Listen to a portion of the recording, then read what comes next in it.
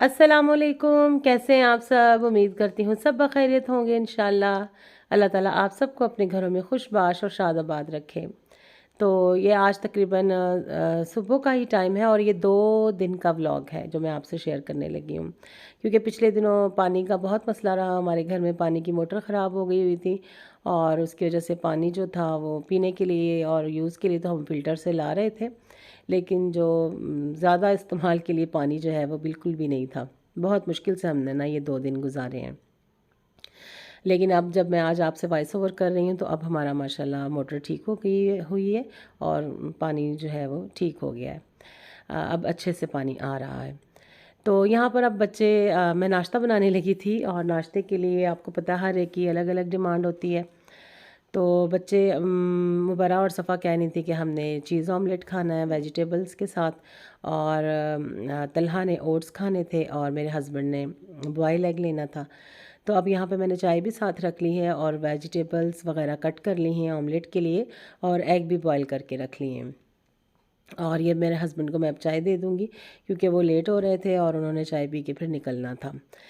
तो यहाँ पर अब मैं ये तलहा और मेरे हस्बैंड तो अपना ये वाला नाश्ता करेंगे और मैं अब अपनी बच्चियों के लिए और अपने लिए चीज़ ऑमलेट बनाऊँगी। तो उसके लिए फिर मैंने जो है सब्ज़ियाँ कट कर ली और उसमें सीज़निंग के लिए मैंने सिर्फ काली मिर्च और नमक और थोड़ा सा ऑरिगेनो डाला है।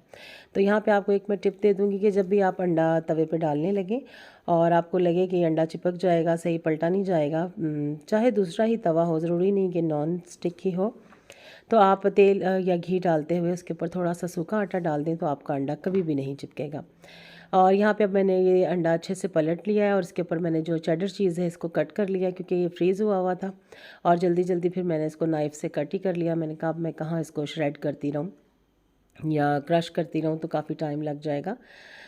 तो इसलिए फिर मैंने इसको नाइफ़ से कट करके ही इसके ऊपर डाल लिया है। तो बड़ा मज़ेदार ये चीज़ ऑमलेट इस तरह बन जाता है और सुबह-सुबह आपको पता है प्रोटीन भी साथ चले गए आपके अंडे की शक्ल में, और उसके साथ ही आप वेजिटेबल्स खा लें तो आपके लिए विटामिन्स हो गए, और कार्बोहाइड्रेट आप ब्रेड या रोटी साथ ले लें। मज़ेदार मुकम्मल नाश्ता और हेल्दी भी। ये बड़ा सही रहता है और इसमें बच्चे जो हैं वो वेजिटेबल्स भी खा लेते हैं, वरना आपको पता है कि बच्चे हों या बच्चियां हों वेजिटेबल्स के नाम से सारे ही चलते हैं और कोई भी जो है वो ये खाना पसंद नहीं करता। मैंने जब वेजिटेबल्स घर में भी पकानी हो तो ज़्यादातर फिर कभी उसमें चिकन डाल लूँगी या कीमा या कोई मीट वगैरह, क्योंकि इस तरह बच्चे नहीं खाते। तो यहाँ पे फिर वो मुबारक कह रही थी कि पापा आप भी टेस्ट करें कैसा बना है, तो बड़ा मज़ेदार बना हुआ था। और फिर मेरे हस्बैंड भी ये टेस्ट कर रहे थे कि ऑमलेट अच्छा बना हुआ है। फिर मैंने और मुबर्रा और सफ़ा ने हम सब ने बैठ के अपना नाश्ता एंजॉय किया और उधर ही डिसाइड हुआ कि आज क्या पकाना है। तो पकाने से पहले मैं आपको बता दूं कि रात को, ये रात का क्लिप है, ये दोपहर का क्लिप है, कल दोपहर का। और ये मक्खी एक पता नहीं कहाँ से हमारे किचन में आ गई हुई थी और बहुत तंग कर रही थी। तो यहाँ पे मेरे हस्बैंड फ़िश लेकर आए थे और उसको मैंने अब मैरिनेट करके रखना था। तो मैरिनेशन के लिए मैं अदरक लहसुन का पेस्ट ले लूँगी और सूखा धनिया ले लूँगी 3 टेबलस्पून, थोड़ा सा नमक और थोड़ी सी अजवाइन, और ये दड़ा मिर्च ले लूँगी मैं जो कुटी हुई मिर्च होती है, हल्दी, थोड़ी कसूरी मेथी, चाट मसाला, और ये जो सफ़ेद ज़ीरा होता है उसको मैंने भून के पीस लिया है, और थोड़ा सा ज़रदार रंग। ये सारे अज्जा आपके अपने घर में मौजूद भी होते हैं अक्सर औक़ात, क्योंकि ये सारे मसाले हमारे घर में होते हैं। ज़रूरी नहीं है कि आप मछली मसाला ही मंगवाएं और वही डालें, आप इस तरह भी बहुत अच्छी फ़िश बना सकते हैं। ये सारे मसाले लेकर और मैंने अदरक लहसुन में डाल लिए हैं, और साथ ही मैं जो है तकरीबन 10 से 12 अदद लेमन जो है वो उनका रस निकाल लूँगी। लेमन आपको पता है मेरे माशाल्लाह घर के होते हैं और ऑर्गेनिक, बड़े मज़ेदार फ्रेश लेमन जितने मर्ज़ी डालें इसलिए मैंने 10-12 जो है निकाल लिए थे, और ये तकरीबन 3 किलो फ़िश के लिए मैं आपको सारा जो है वो एस्टिमेट बता रही हूँ। यहाँ पे मैं 3 से 4 चम्मच इसके अंदर सिरका भी डाल दूँगी, और क्योंकि ये सिरका डालेंगे तो जो है वो फ़िश के अंदर तक ये चला जाएगा और बड़ा मज़ेदार जो है वो फ़िश का जो है वो टेस्ट लगता है। और इसमें मैं 2 चम्मच जो है वो कॉर्नफ्लावर डाल दूँगी। मैं फ़िश को बहुत कम जो है वो डीप फ्राई करती हूँ, ज़्यादातर मैं इसको जो है वो स्टीम रोस्ट कर लेती हूँ, या फिर मैं उसको तवे पर थोड़ा सा ऑयल डालकर तो बना लेती हूँ। अगर आपने डीप फ्राई करना हो फ़िश को तो आप इसके अंदर जो है वो 3-4 चम्मच कॉर्नफ्लावर डालें और इतना ही आप इसके अंदर बेसन डाल दें। तो ये होगा कि आपकी कोटिंग जो है वो उतरेगी भी नहीं और अच्छे से ही डीप फ्राई हो जाएगी। लेकिन अगर आपने डीप फ्राई नहीं करनी है, आपने ऐसे ही स्टर फ्राई करनी है या शैलो फ्राई करनी है या स्टीम करनी है, तो उसके लिए बस इतना ही जो है वो बहुत होगा। तो यहाँ पर अब मैं इसको अच्छे से मैरिनेट करके और इसको रख दूँगी। जितनी मुझे चाहिए होगी मैं यूज़ कर लूँगी और बाकी जो है वो मैं मैरिनेट करके रख दूँगी। और इसको अब आप फ्रीज़र कर दें, तो जितना मतलब जब आपको ज़रूरत हो निकालें और बनाएं और इस्तेमाल करें, खाएं। तो इस तरह से जो है वो बड़ी सहूलत हो जाती है और जो है वो आपका काम भी आसान हो जाता है।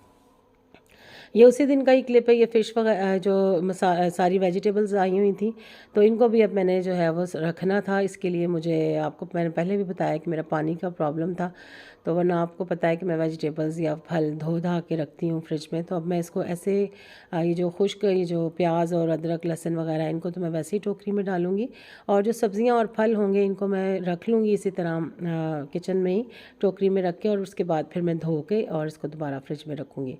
अभी अक्टूबर का महीना जब गुजर जाएगा तो उसके बाद फिर अगर आपका फल वगैरह जो केला है ये बाहर भी पड़ा रहे तो फिर ख़राब नहीं होगा, क्योंकि बाहर भी फिर अच्छी खासी ठंडक हो जाती है और फिर सही रहता है। लेकिन अभी जो है वो ज़रा, आपको पता है दोपहर के टाइम अच्छी खासी गर्मी हो जाती है, तो फिर अभी फ्रिज में ही रखी जाएँ चीज़ें तो बेहतर रहती हैं। क्योंकि रोज़ रोज़ तो बार बार जाया नहीं जाता, और ये तकरीबन एक हफ़्ते की जो है वो सारा सामान आ जाता है, तो फिर बड़ी सहूलत हो जाती है, आप आराम से इस्तेमाल कर सकते हैं। अब यहाँ पे मैंने ये सारी जो अदरक लहसुन वगैरह है इनको भी अच्छे से साफ़ करके डाल दिया है, और बाकी के जो फल हैं वो मैं दूसरी टोकरी में डाल दूँगी और वेजिटेबल्स मैं यहीं रखूँगी। जब पानी मेरा ठीक हो जाएगा इंशाल्लाह, क्या उम्मीद तो है कि सुबह तक पानी वाली मोटर ठीक हो जाएगी, तो फिर मैं इनको इंशाल्लाह अच्छे से खुले पानी से वॉश करूँगी, क्योंकि सब्ज़ियाँ और फल कभी भी बग़ैर वॉश किए नहीं रखने चाहिए, क्योंकि उन्होंने गंदा पानी ऊपर डाला होता है, तो फिर उसके बाद ये इनके जल्दी ख़राब होने के चांसेस होते हैं। तो इनको आप बस अच्छे से जो है वो वॉश किया करें। सर्दियाँ आ गई हैं, सर्दियों की मज़ेदार सब्ज़ियाँ भी आ गई हैं, कलरफुल सी मज़े मज़े की सब्ज़ियाँ होती हैं सर्दियों की। मटर है, गाजरें हैं, गोभी है, शिमला मिर्च है, और ये बड़ी मज़ेदार लगती हैं ये सब्ज़ियाँ। आप इनसे मैकरोनी बनाएं फ्रेश, इससे आप मज़ेदार सा वेजिटेबल पुलाव बनाएं, मिक्स सब्ज़ी बनाएं, मटर कीमा बनाएं, हर चीज़ बहुत मज़े की लगती है। और हालांकि आजकल 12 महीने ही मिलती हैं ये सारी चीज़ें, लेकिन मेरी अम्मी कहती हैं कि हमेशा मौसम की चीज़ खानी चाहिए। फल भी मौसम का ही ज़्यादातर इस्तेमाल करना चाहिए और सब्ज़ी भी, क्योंकि अल्लाह ताला ने कुछ बहुत सारी मसलहतों के साथ ये चीज़ें इसीलिए हर मौसम में, मतलब अपने टिपिकल मौसम में पैदा की हैं। तो वैसे ही अब आजकल आपको पता है तरक्की बहुत ज़्यादा हो गई है, तो 12 महीने ही अब हर चीज़ मिलती है। लेकिन अच्छा है, लेकिन हम जहाँ जिस मुल्क में रहते हैं यहाँ पे आपको पता है कि बहुत अच्छी हर चीज़ ऑर्गेनिक मिलती है, और माशाल्लाह अल्लाह का शुक्र है हमारे मुल्क में हर मौसम में मौसम की चीज़ जो है वो मिलती है और खुली मिलती है, ताकि सारे ही खाएं। अब जैसे माल्टे आ जाएंगे, आम होते हैं गर्मियों में तो सब खाते हैं, इसी तरह माल्टे आ जाएंगे किन्नू, तो वो भी फिर आपको पता है कि खूब सारे बाज़ारों में लगे होते हैं। तो चलें जी, अब यहाँ आ जाते हैं। अब मैं बनाने लगी थी फ़िश, थोड़ी सी फ्राई करूँगी और साथ रोटियाँ बनाऊँगी, और ये कुछ वेजिटेबल्स मैंने कट की हैं ताकि इनको मैं स्टर फ्राई कर लूँ, और फिर बच्चे जो है वो फ़िश के साथ इसको अच्छे से खा लेते हैं।